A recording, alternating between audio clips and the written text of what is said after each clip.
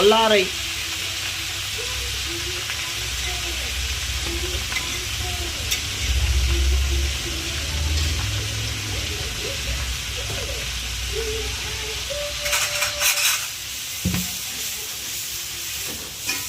எண்ணெயில் கொஞ்சம் கடுகு உளுத்தம்பருப்பு போட்டு வல்லாரை போட்டு. கடுகு இல்லை, உளுத்தம்பருப்பு மிளகாய் புளி போடணும். உளுத்தம்பருப்பு மிளகாய் புளி இதெல்லாம் போட்டு வல்லாரையை போட்டு இப்போ வதக்குன்னு வதக்கிட்டாங்க. இப்போ வல்லாரை சட்னி இது வந்து பார்த்தீங்கன்னா மூளைக்கெல்லாம் ஒரு சிறந்த ஒரு மருத்துவமாக இந்த வல்லாரை கீரை உதவுகிறது. அதனால் வல்லாரை பற்றி நீங்கள் தெரிஞ்சுக்கணும் அப்படின்னா நீங்கள் கூகுளில் போய்ட்டு வல்லாரை கீரை பெனிஃபிட்ஸ் ஆஃப் வல்லாரை கீரை அப்படின்னு போட்டிங்கன்னா வந்துடும். இப்போ நான் வந்து வல்லாரை கீரை எப்படி செய்யறதுன்னு உங்களுக்கு காமிச்சிக்கிறேன் பாருங்கள்.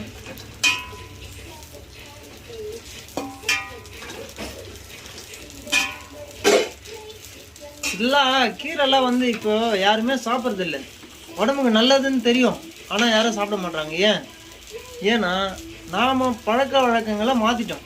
நம்ம காலைல எழுந்திரிச்சா டெய்லி அந்த இட்லி தோசை இதுதான் கண்ணுக்கு தென்படும்.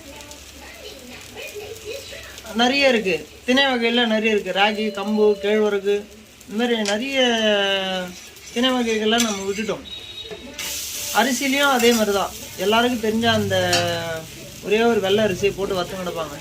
மாப்பிள்ளை சம்பா அந்தமாரி குதிரைவாளி இந்த மாதிரி நிறைய அரிசிலாம் இருக்குது. அதெல்லாம் வாரத்துக்கு ஒரு நாள் எடுத்துங்க. ஒரு நாள் எடுத்திங்கன்னா அது நல்லது. இப்போ பாருங்கள், தோசை ரெடி ஆகிட்டுருக்கு. இந்த தோசைக்கு இந்த வல்லாரைக்கிற சட்னி வச்சு தொட்டு சாப்பிட்டீங்கன்னு வச்சிங்களேன், மூளைக்கு அவ்வளோ நல்லது. இப்போ வல்லாரைக்கீரை நல்லா எப்படிமா இது வல்லாரைக்கீரை நல்லா பொடியாக வதக்கணுமா? அவ்வளோதான், வல்லாரைக்கீரை வதக்கியாச்சு, ரெடி. வல்லாரைக்கீரை அப்புறம் எடுத்து என்ன பண்ணுவீங்க? மிக்சியில் போட்டு அரைக்கணும். வல்லாரைக்கீரை இப்போ மிக்சியில் போட்டு அரைக்க போகிறாங்க. தோசை ஒரு பக்கம் ரெடி ஆகிடுது. இப்போ வல்லாரைக்கீரை மிக்சியில் போட்டு அரைச்சோன்னா சட்னி ரெடி.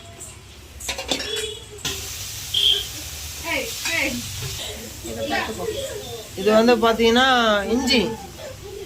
இஞ்சியை இப்போ கொஞ்சம் போட்டுக்கிறாங்க.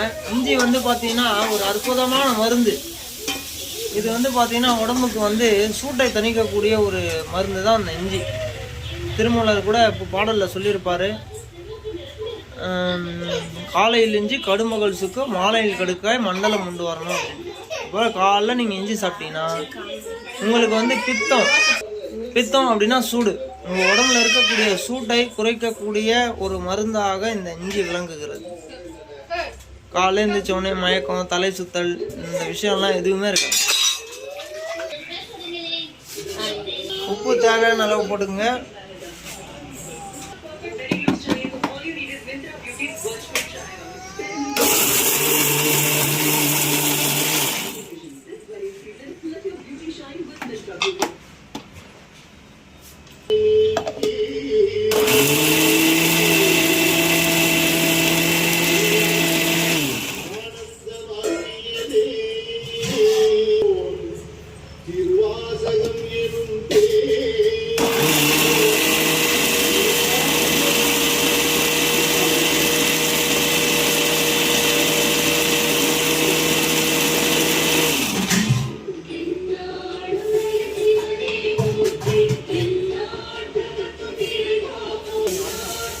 அவ்வளோதான், சட்னி ரெடி. இதுக்கு மேலே தாளிச்சு கொட்ட போகிறீங்களா? அவ்வளோதான், ரெடி.